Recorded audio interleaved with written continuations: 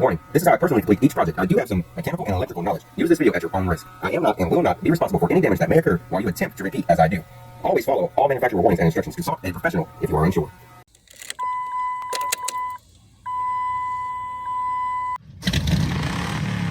DADDYGVILLE'S World.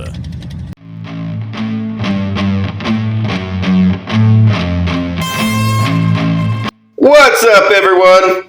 Today, I'm going to be replacing the coolant temp sensor on the 98 to 04 Chevy S10s with a 2.2. Now, here's the 2.2 model that I'll be working on in a 2000 model S10. The temp sensor is located here, just under the air box. In order to get to it, you have to remove 4 clamps, air temp plug, a vacuum line, and a 10mm bolt. But don't freak out, because it's actually easier than it sounds. Let's jump into it. Now, clamp 1. Clamp 1 is on the driver's side. Clamp 2 is on the air box.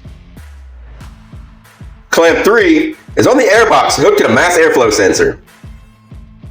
Clamp 4 is on the passenger side next to the battery, but it's not even connected. 10mm bolt beside the air box. Vacuum line behind the air box. Let's remove it. And I forgot about the air temp plug. Now that it's all removed, here's your temperature sensor. And the new one I will be using. Now I'm using a 3/4 inch wrench to turn the sender so I can get better access to the plug. Then set it aside. Now finish removing it.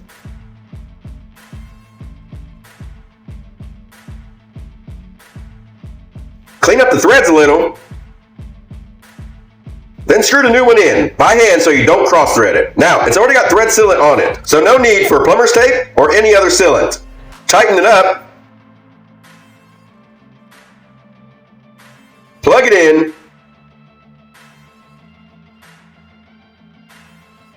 And you're done. Now put everything back together.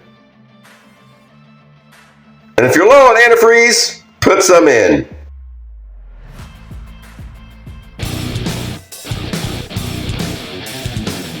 DADDYGVILLE'S World.